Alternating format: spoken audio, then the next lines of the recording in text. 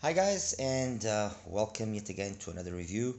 This time I will be reviewing the latest from GSAUDIO, the GD3C. It's also got a brother to this one, which was also released at the same time, which is GD3D, which I've also got here. There we go. But for the sake of this review, I'm not going to be including it for no other special reason than it just made more sense to have the 3C than the 3D being compared with the other IEMs that I have here. And what do I have here, just to have a quick run? Tingker TK300, this is an IEM from AudioSense. TriStar C, AudioSense AQ4, and the C Audio UMA Midnight Edition. So these are the IEM, well, the GD3A from GSAUDIO. These are the contenders for the GD3C. I'm not going to go through the whole unboxing because we already know how GSAUDIO does that. It's a very simple Pelican case copy affair with some tips and a decent cable. I mean, the cable is fine. I wish it was just a little bit more softer. And the hero hook is sometimes a little bit too hard, too springy. But overall, the cable is of decent quality. It's a 16 core affair, 3.5mm plug. As for the IEM itself, nothing to be said in that aspect. I mean, GSAUDIO, all of their products are exquisitely built for the price. I don't think there is any complaints that can be laid. And they shoot way above their price range. It's a beautifully executed resin shell, fits flawlessly in my ears, noise isolation, fatigue, everything. It's no fatigue.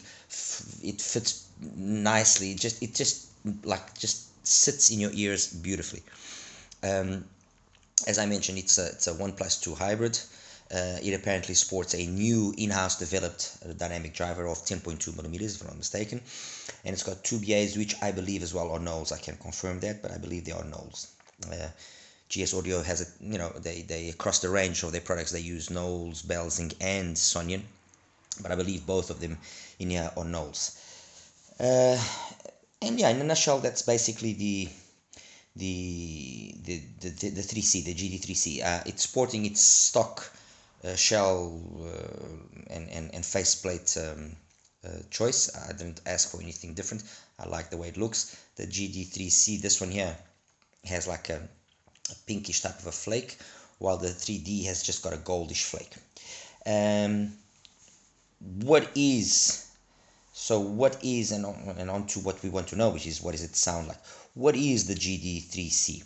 Well, the GD3C is, and to spoiler alert, it's an upgrade over the GD3A that has been nicely done. And when you first listen to it, you don't really perceive there to be an upgrade, but once you start listening carefully and you start putting music, more varied music, and you start wanting to pick up on certain aspects, you do then see that yes, it's been there's been some improvements.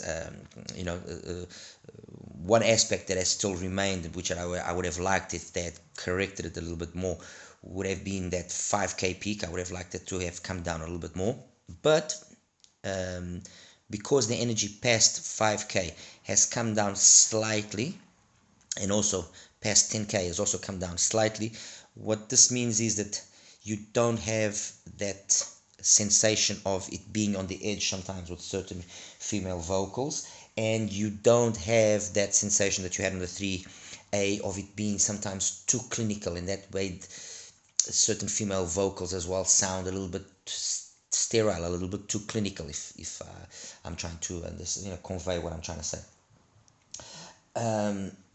Having said that, the qualities that the GD3A had and that made it, at least for me, excuse me, be the choice of one of the possible choices in terms of a 1+2 hybrid at around $100, which were GSAUDIO has got a very particular bass signature, and the bass signature of the GD3A has been maintained and improved in the GD3C. You have that sense of nice deep rumble, and it's definitely sub bass focused, and then it kind of marries reasonably well into the mid bass, into the mids, and so on and so forth. I wouldn't consider there to be any bleed or anything of any sort. It's a V-ish signature. I mean, you know, let's be honest, but it's a very well executed V signature. You know, male vocals are better than in the original 3A. So they've improved on the male vocals. The female vocals have also improved because no longer we have that sensation of sometimes being over clinical. And the remaining of the technicalities have kind of carried on through. So it's got very decent soundstage. Imaging is very decent. Detail retrieval is impeccable. You know, the overall tonality and timbre of the GD3C, I think, is where the untrained ear will pick up straight away over the 3A. The 3A sounds, although very good, it can sound sometimes artificial, while this one sounds definitely more realistic. Yeah, and that basically kind of gives you an overview of what the 3C is. The 3D is basically the same thing. The only difference is that it has less high frequency energy, so the energy past 6K has been slightly more reduced, so it kind of follows on the idea of the original GD3B. So the GD3A was brighter sounding, the GD3B was darker. The GD3C is again brighter sounding, the GD3D is again darker sounding. Okay. As I was saying, I've selected a few IEMs here that I thought made sense. The Tingker, the TK300, because it's got basically the same price, around $100, $110, 1+2 hybrid, and it's a very fun V-shaped IEM, more colored than the GSAUDIO, in the sense that you have a bigger bloat in the mid bass, which you know, is noticeable, and yeah, it just makes it a little bit more. It bleeds then into the mids, and then it doesn't. It's not as polished. Let's put it that way. But overall, the rest of the signature is very similar, and I'll show it to you in a second. Now I'll just run through the IEMs here first. But if what you want is a nice IEM which is fun and engaging and good for EDM and rock and so on and so forth, definitely the TK300 is an option. Fit is really the only thing that I consider to be a little bit disappointing, because, you know, bullet style, it's a hit or miss. The next one is the TriStar-C, and not much really needs to be said about this. It's a flawless IEM in terms of its sound capabilities. Very well executed and very well tuned. It was received very well by the market and gained very quickly a lot of popularity and a big fan base, because it really does play well. You know, if what you want is details, the TriStar-C is a choice, period. I mean, it might not be the most satisfying when it comes to overall bass quantity, but you know, not everything is bass. There's a lot more to music than just bass, but the bass that does exist is of very high quality, and everything just marries very nicely. So, you know, transition into the mid bass, into the mids, everything is flawless, and I'll show you now in a second, like I said, the graphs, and you'll understand it better. I then chose two other IEMs which are significantly more expensive. So just to position these ones in terms of price, this is about 90, this is about 110, that's about 110, this is about 115. These two are significantly more expensive. We're talking $200 for the C Audio over here, and about the same for the AudioSense AQ4. But I thought it made sense putting them to position this better, and for people to understand where this would stand next to these two, which for me are currently the options. If you want a hybrid up to $200 of, you know, that's well tuned, it's one of these two. They've got, fine enough, very similar tunings. Actually, you know what, let me just go and show you the graph straight away, and that will be more revealing of what I'm trying to explain to you guys. Anyway, okay, so let's focus there. There we go. All right, so let's just put the GD3C first, and that's the GD3C there, ladies and gentlemen. As you can see, V-shaped, loads of well, not loads, but sub-bass focused, as you can see. So sub-bass is the main thing here, and then really, honestly, when you see this curve, the only thing that really stands out, and then when you listen to it on certain occasions with certain female songs, you do get this sensation that this feeling. Like, for example, when you're listening to How Do I Live from Leanne Rimes, this peak that you have here, it can come across sometimes just a little bit too much, but otherwise, nothing really can, no real flaw in terms of the overall way that it sounds. I'm just going to compare it here now with the GD3A, and that then will be able to allow me to explain why I think it's better than the 3A. Okay, it's not that little extra bass that we've gained that's the big thing. No, it's the way that this area here up top has been treated. So although you might have there an extra dB, let's put it that way, in terms of the overall peak right there at 5K or just over 5K, the fact that past that the whole energy has come down, it just makes for that artificial sensation that you get in the 3A, and that over clinical feeling, and that over, it's just gone. It's more well tuned, it's better tuned, and for the GD3C to be perfect, all that it really would need would be to just flatten this area. So make this area between 2.5K and 7 a little bit more flat, and you really won't have any real flaws to point at it. I mean, just as a point of comparison, I'm just going to put here the midnight so that you guys can have a perception of what I'm talking about, and take away the GD3C. Okay, and as you can see,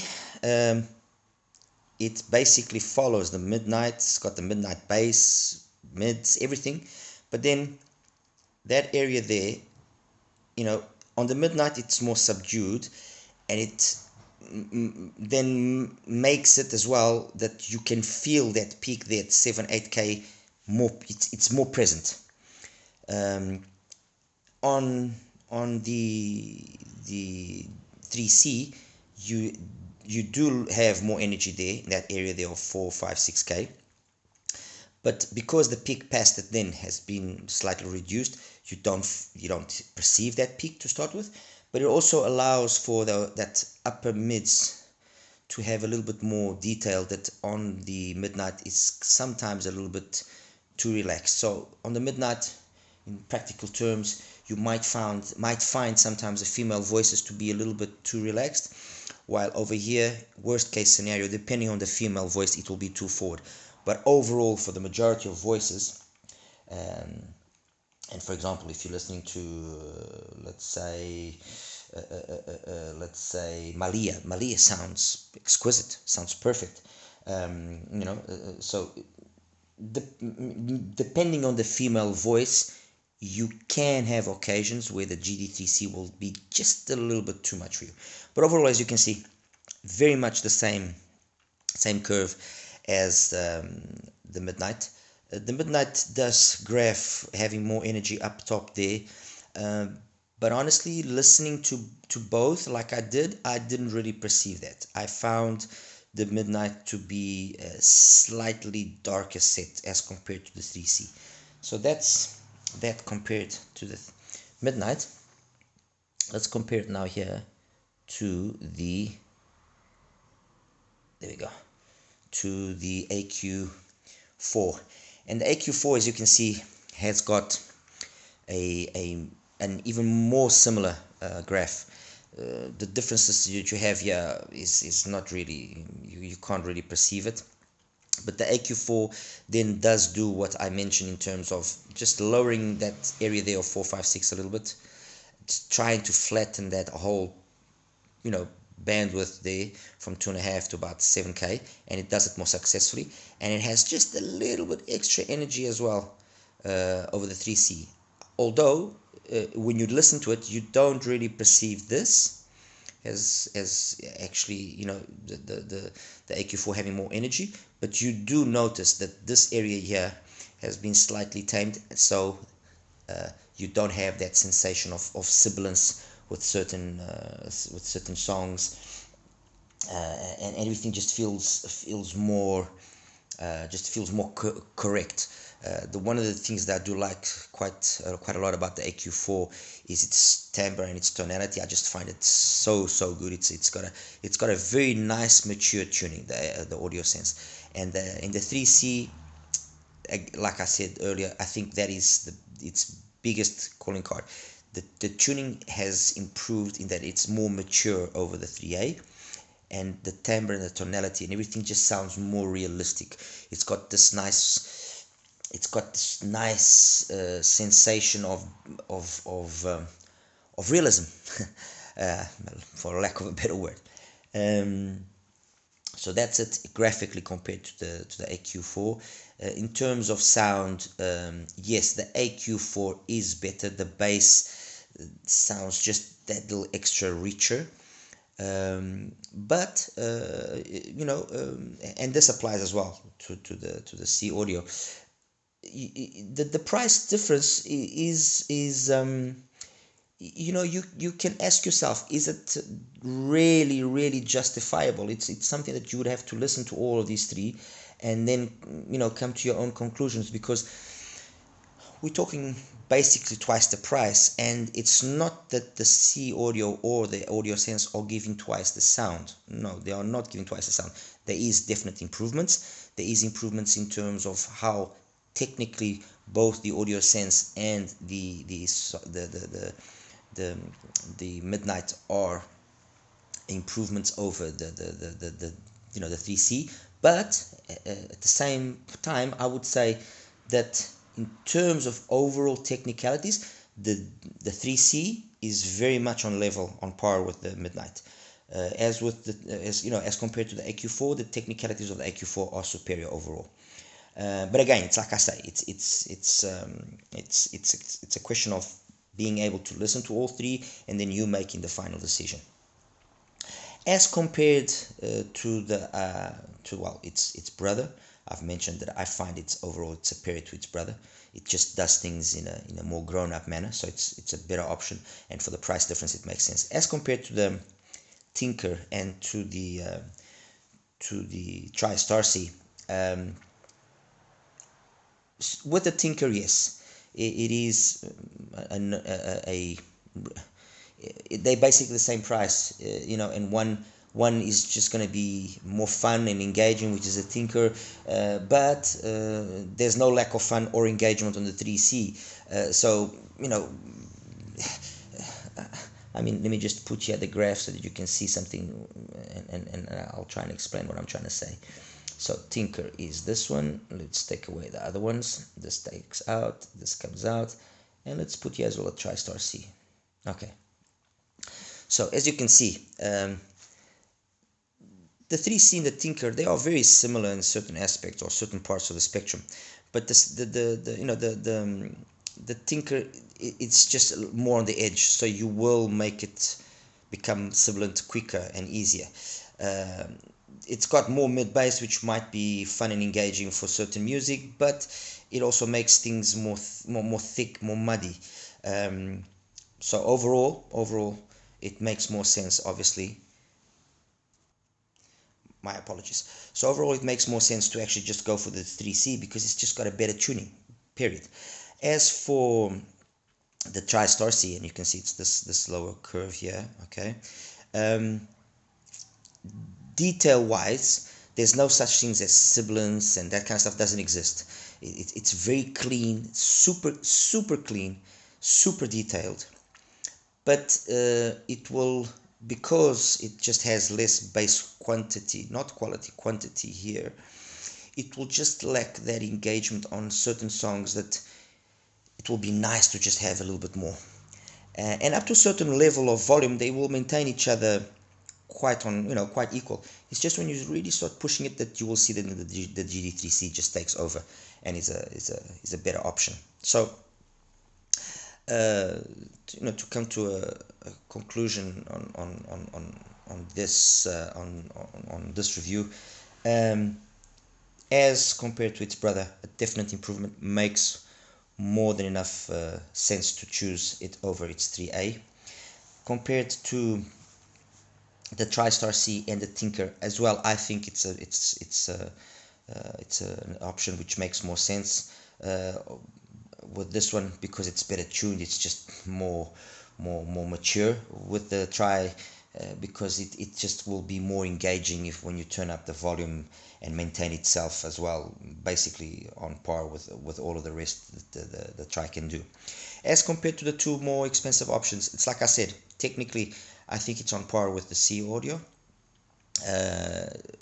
As compared to the audio, says slightly behind, and the biggest thing here that it has compared to these two is they share a very similar tonality and a very similar timbre. In that, for me, the best one is still the Audio Sense, and then these two are very much on par with each other. Honestly, very much on par with each other.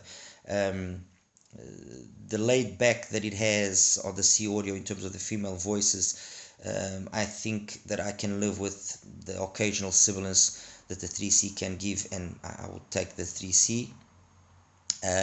But really, the thing here that will be the determining factor is the price, because these are basically twice the price of the 3C. So, are they really worth this jump? It's something that you and only you can know if you are willing to do it.